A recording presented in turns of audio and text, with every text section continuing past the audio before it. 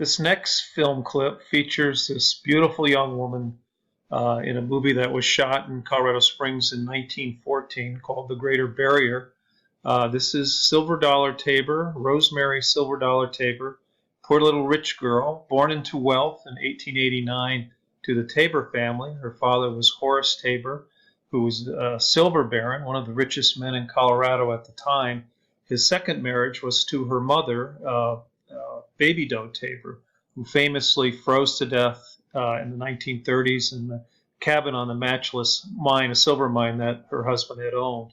Unfortunately, Horace Tabor lost his fortune when the United States went on the gold standard, and his silver mine virtually became worthless.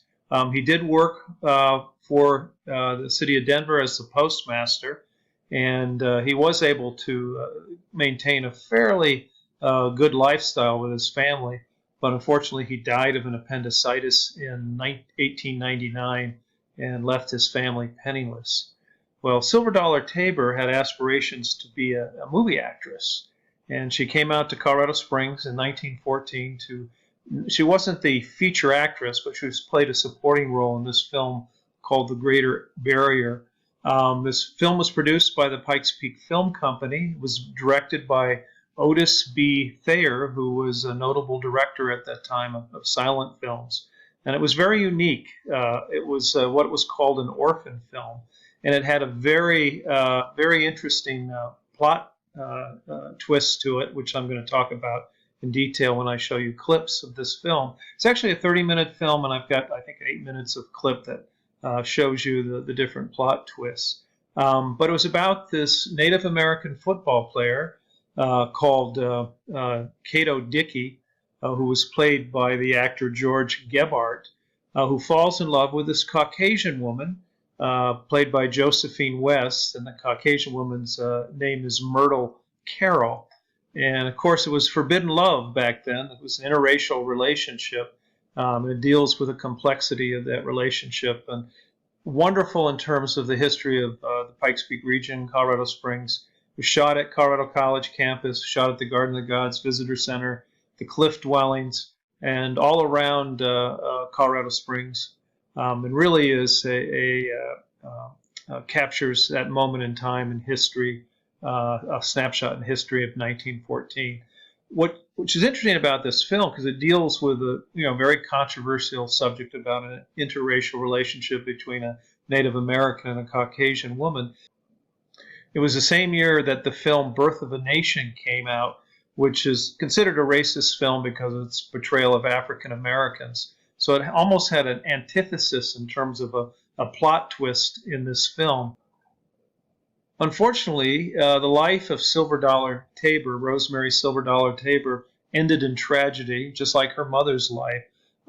She wanted to be an actress, so she came to Colorado Springs and was in this film. Her film career never developed beyond this one movie.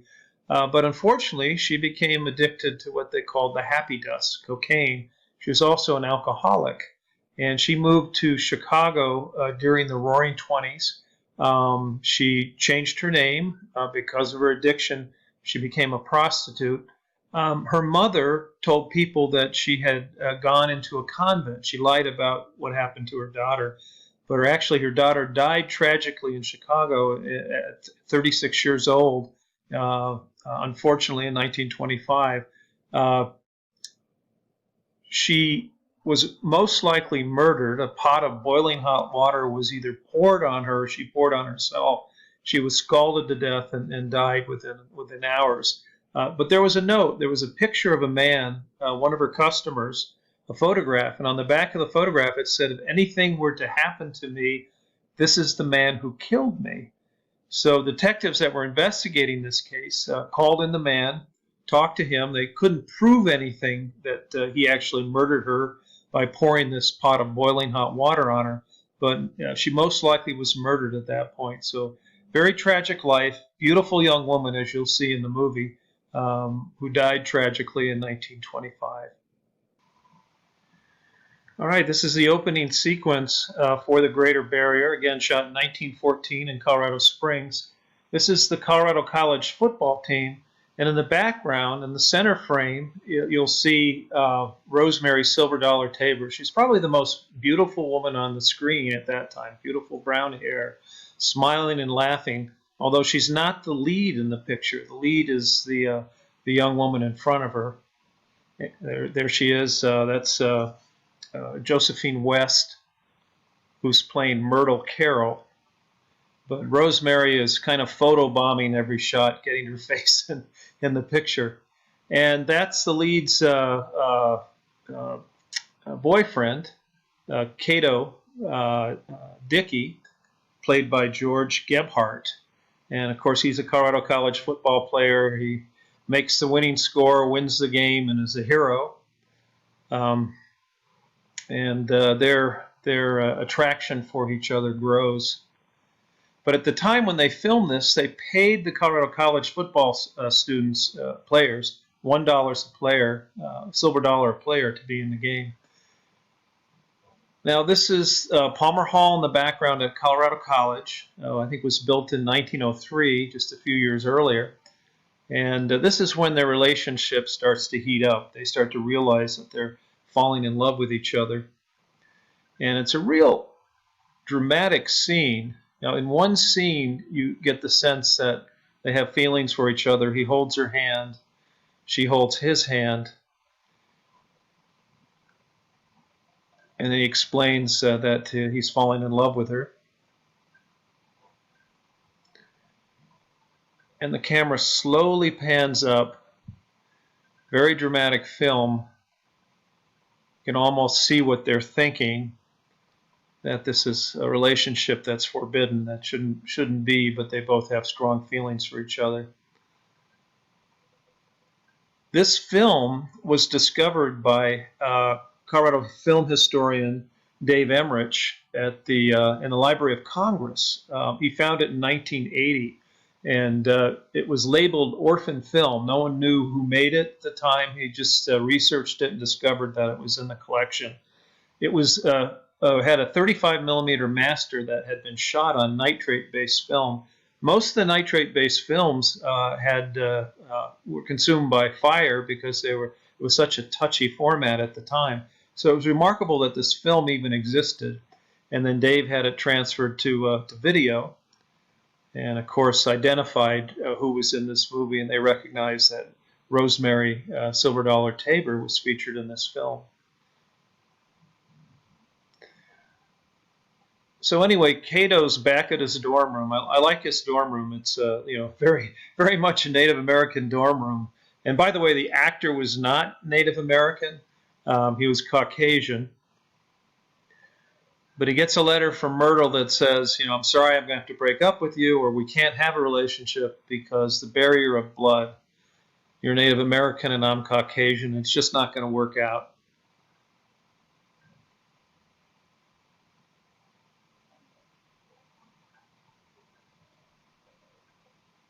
And then he sends her a letter, and he says the same thing. He understands why she's breaking up with him, and it's never going to work between them, and he's going to go back to his reservation. Quit college and go back to the reservation. So here he is. He's back to the reservation. He reunites with his mother.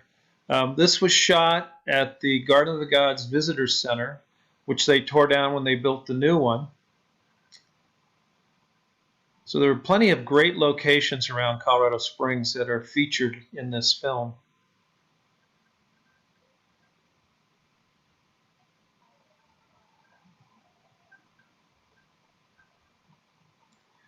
And as Cato lives on, he gets tired of the Indian life. He's used to the Western world. So he really has nowhere to go. This was shot at the Cliff Dwellings.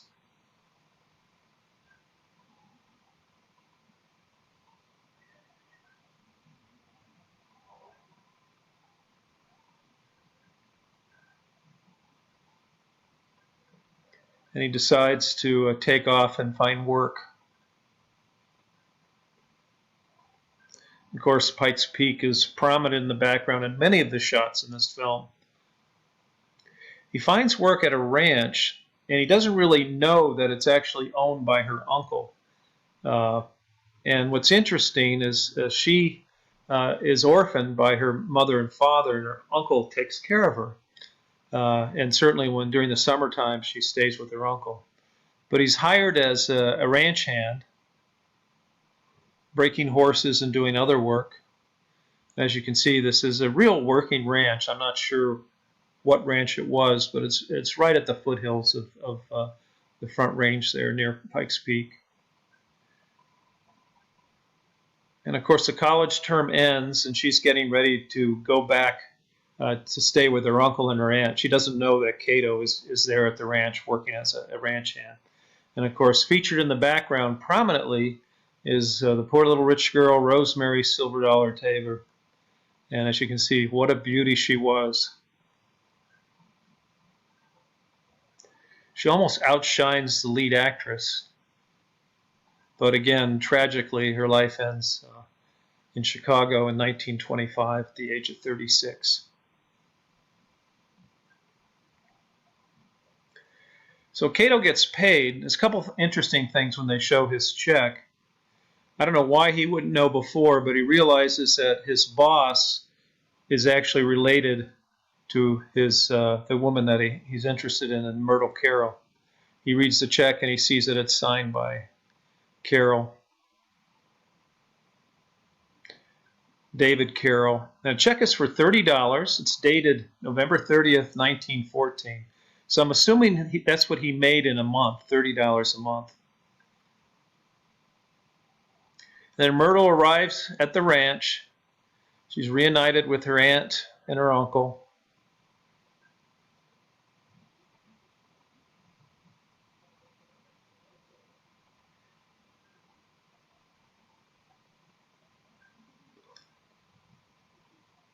And then Cato realizes that she came to the ranch. And after a while, since they're there together, they can't help but renew their relationship. Now his mother goes to the ranch, and she sees that they are romantically involved or getting romantically involved, and it's very worrying for her.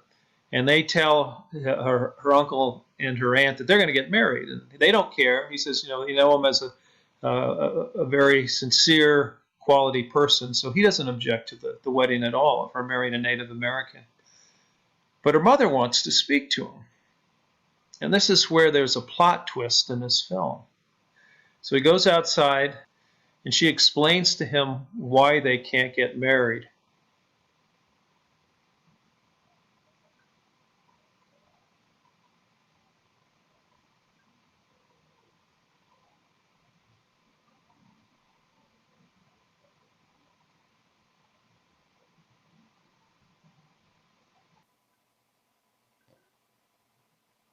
It turns out that his father is actually her father. His mother, Cato's mother, had an affair with her father. So if they were to get married, it would be incest. Hence the title, The Greater Barrier. The Greater Barrier is incest. So he has to break up with her, tells her goodbye. And it's interesting, this film theme was repeated in the movie Lone Star by John Sayles, which featured Chris Cooper and Matthew McConaughey. But very sophisticated theme for that time. And of course, wonderful film for many reasons. As an orphan film, the subject matter, and also the fact it featured Colorado Springs and Rosemary Silver Dollar Tabor.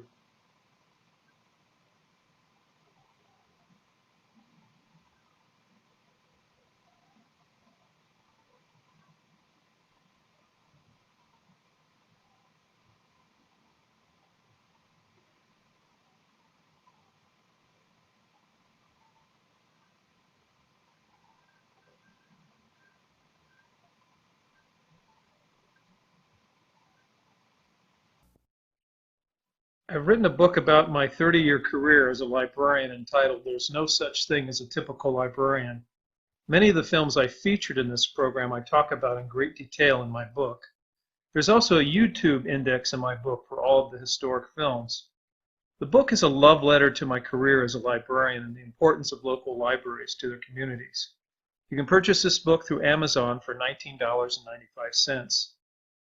I produced this program on my laptop at home during the coronavirus lockdown. I retired 3 years ago, and after writing my book, I've given over 20 programs locally to libraries, museums, and historical societies on my book and on the history of the Pikes Peak region. Hopefully our country will get back to normal soon, and I urge you to continue to support your local libraries and museums.